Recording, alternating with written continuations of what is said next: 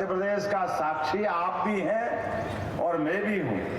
30 साल पहले मेरा विवाह हुआ, जब मैं रीवा आया तो भगवान बचाए मैं बस में आऊं तो रात भर धक्के गड्ढे क्या क्या करते करते कैसे आता था। मैंने पता नहीं क्या मेरी किस्मत है, कैसे आना पड़ता रीवा। और ऐसे ही जब रेल से आता था तो रेल के डब्बे में बैठ के इधर देखता तो जैसे ही बरसात गई खेत खाली पड़े, क्या खपड़ेल के मकान, वो क्या कबेलू कबेलू अंग्रेजी कबेलू के बजाय हमारे बड़ा मन में ऐसी पीड़ा होती थी कि भगवान इस पे किसकी नजर पड़ी।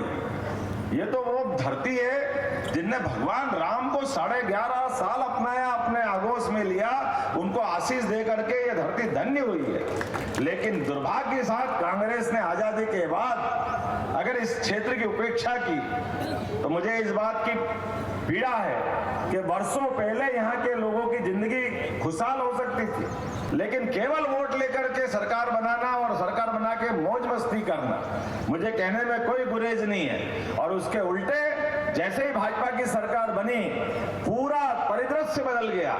कहाँ छोटी सी तहसील के नाते से जाना जाने वाला रीवा आज हर कोई लालायित होता कि मेरा मकान रीवा में हो, काश मेरा संबंध रीवा तरफ हो, रीवा संभाग में।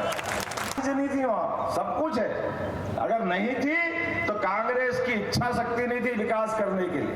कांग्रेस ने गुलाम बनाया हुआ था क्षेत्र को। और जैसे कि बात निकली है, कहां 70 साल और कहां 10 साल, ये चुनाव जो हो रहा है ये हमारे 10 साल का चुनाव हो रहा है। इस देश के जवानों ने इस देश की रक्षा करने में अपना सब कुछ कुर्बान किया, लेकिन दुर्भाग्य के साथ पाकिस्तान के छोटे से देश के लोग, वहां के सैनिक हमारे सैनिकों के सर काट के ले जाते थे। देश की सरकार मुंह उठाए कुछ करती नहीं थी, देखती रहती थी। उनकी गर्दन काट करके फुटबॉल खेलते थे। इस देश के अंदर बंबई, दिल्ली, जहां देखो वहां आतंकवादी घटना होती थी, लेकिन कांग्रेस के लोग और बाकी लोग इस पूरे मामले में पूरी नजरअंदाजी करते थे। लेकिन बदलते दौर का भारत है, अब ये नरेंद्र मोदी का भारत है। आपने एक बार वोट दिया जनार्दन मिश्रा जी को, तो जो छक्के छुड़ाए कि घर में घुस के मार के आने का दम किसी में है तो नरेंद्र मोदी और उनकी अपनी सरकार में दम था। नरेंद्र मोदी ने कहा कि 3 तलाक 35 साल पहले सुप्रीम कोर्ट ने निर्णय किया। उस समय की सरकार नामर्द होगी, कमजोर होगी, लेकिन हमारी सरकार उस अन्याय को बदलेगी और हमारी सरकार ने एक झटके के साथ वापस उस सुप्रीम कोर्ट के निर्णय को लागू कर दिया। ये 56 इंच वाले की सरकार है, क्योंकि मोदी है तो बार बार हिंदू मुसलमान राम मंदिर का मगर फैसला हो गया तो समझो देश में आग लग जाएगी, पता नहीं क्या हो जाएगा।